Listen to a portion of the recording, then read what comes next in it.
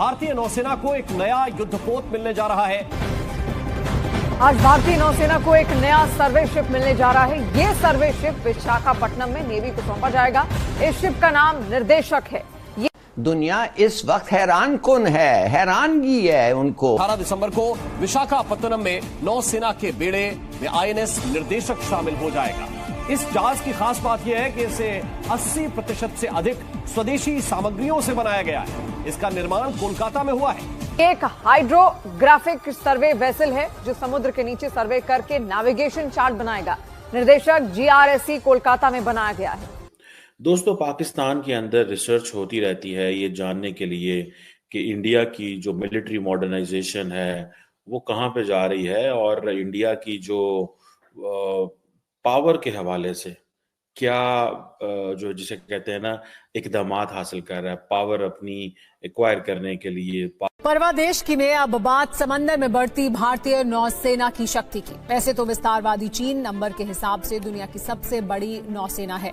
चीन को अपनी इस ताकत का बहुत घमंड भी रहता है और उसी घमंड में चूर होकर चीन समंदर के नियमों का उल्लंघन करके अपनी दादागिरी दिखाता रहता है। लेकिन अब समंदर का नया सिकंदर बनने जा रहा है भारत। समंदर में चीन को सबक सिखाने के लिए भारतीय नौसेना ने ऐसी तैयारियां की हैं कि अगर चीन ने जरा भी चालबाजी दिखाई तो समंदर में ही उसके हथियारों के पर खच्चे उड़ जाएंगे। भारत की आंखों में खटकता था पाकिस्तान का वजूद, तो भारत ने पाकिस्तान पे हमला करने की कोशिश की, पाकिस्तान को मैली आंख से देखने की कोशिश की। और हमारा मुल्क जो कि अगर हम देखें फौज के लिहाज से कि हमारे पास तादाद उतनी ज्यादा नहीं थी जितनी भारत के पास थी। भारी फौजियों की तादाद बेशक कम थी, हमारा बजट कम था, हमारा इक्विपमेंट उतना ज्यादा नहीं था, लेकिन हमारे पास था जज्बा ईमानी। उस जज्बा ईमानी की वजह से पाकिस्तान ने भारत को धूल चटा दी, पाकिस्तान ने भारत को शिकस्त से दो चार किया। और हमारे जो पायलट्स हैं उनका जिक्र आपको पता है कि पाकिस्तान से बाहर जो दुनिया के बड़े बड़े मुमालिक हैं वहां पर होता रहा है और आज तक होता रहा है। और सेना का बेजोड़ युद्धपोत, समंदर के रहस्यों को खंगालने वाला दमदार साथी, हिंद महासागर का नया निर्देशक बस आने ही वाला है। आईएनएस निर्देशक के नौसेना में शामिल होते ही हिंद महासागर से लेकर प्रशांत महासागर तक नौसेना की ताकत में बड़ा बदलाव होगा। आईएनएस निर्देशक न सिर्फ नौसेना की समुद्री क्षमताओं को बढ़ाएगा बल्कि समंदर में नौसेना की तीसरी आंख का काम करेगा। Power in terms of military hardware and power in terms of energy की भी बात हो रही है। अब आपको पता है कि इंडिया एक चीज बार बार कह रहा है that it wants to be a net security provider for the US in Indo Pacific region. आपको पता है कि चाइना, रशिया और पाकिस्तान जो है इसको इंडो पैसिफिक नहीं एशिया पैसिफिक कहते हैं। So whenever you see this nomenclatures की आप डिफरेंस देखें तो आपको पता चल जाना चाहिए। बहरहाल अब जारी बात है इंडियन फोर्स बिल्डअप जो हो रहा है वो पाकिस्तान बड़े ध्यान से देख रहा है क्योंकि नए आर्मी चीफ जो आए हैं वो क्या इस फोर्स बिल्डअप को और स्ट्रेंथन करते हैं, वो किस लेवल पे चीज़ों को देखते हैं। और पर्टिकुलरली अगर देखा जाए तो पिछले कुछ अरसे के दौरान ये महसूस किया गया है और इसके ऊपर आप समझ लें कि एक एम्पिरिकल एविडेंस भी है। जो गोरा अंग्रेज था, जो काला अंग्रेज था, सेक्युलरिज्म जो उसने डिफाइन किया था, वो कैसे हो सकता है कि इधर ऐसी बात हो, मगर अब वैसे हो रहा है। अब हिंदू हैं तो ये जो हो रहा है इस वक्त हिंदुस्तान में और उसका नतीजा हम देख रहे हैं मुसलमानों का। मैं समझता हूं कि शायद एक और पाकिस्तान उधर आ जाए। मैं समझता हूं कि हमें तैयार रहना चाहिए, इसलिए कि जब ये कम्युनल राइट शुरू होंगे हम अपने दरवाजे नहीं बंद कर सकेंगे। जो हो रहा है कश्मीर में ये एक छोटा सा झलक है, और भी होगा और बॉर्डर्स को हमें खोलना पड़ेगा। मैस इन्फ्लक्सेस आएंगे। ये एक दिन आना था पटेल का इंडिया, नेहरू का नहीं, पटेल का इंडिया, आरएसएस का इंडिया, जनसंघ का इंडिया, हिंदू महासभा का इंडिया। वो इंडिया अब आ गया है। इसलिए उनका एक आदमी है, उसका नाम है मोदी, जो इस वक्त हिंदुस्तान का प्राइम मिनिस्टर है।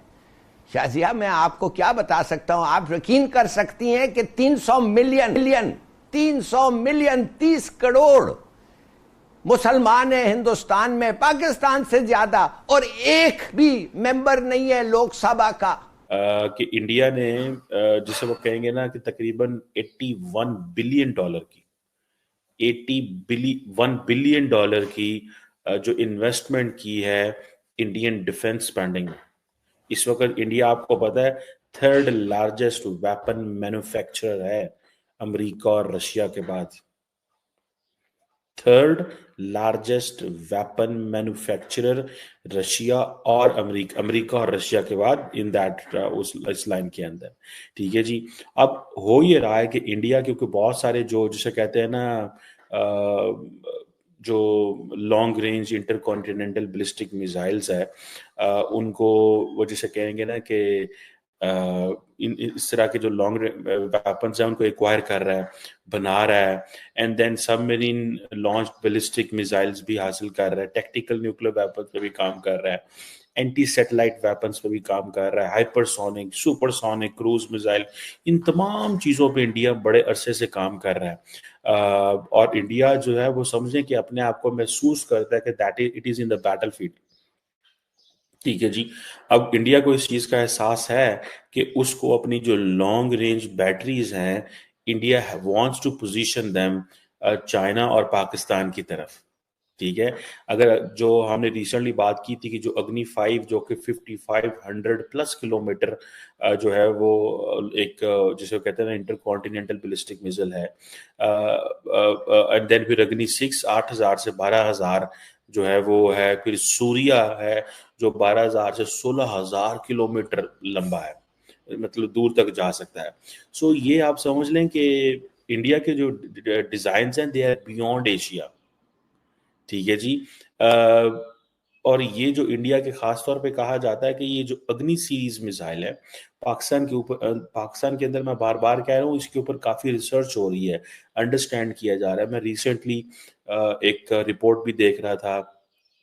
नमस्कार। कहां से आई ये महारत, कहां से, जज्बा कहां से आया? तो मुझे लगता है जज्बा कहां से आया, क्योंकि पाकिस्तान का वजूद अमल में आया था इस्लाम के नाम पर, और जो इस्लाम के नाम पे मुल्क बना है वहाँ पे हमारे जो जितने भी एयरफोर्स के जितने भी हमारे पायलट्स हैं जिन्होंने 1965 की जंग में भारत को धूल चटाई, शिकस्त से दो चार किया, ये जो जज्बा ईमानी है, ये ईमान का जज्बा है। और बतौर मुसलमान हमारा यकीन है, ग़ज़वा बदर को अगर आप पढ़ें कि वहाँ भी मुसलमानों की तादाद बहुत कम थी, लेकिन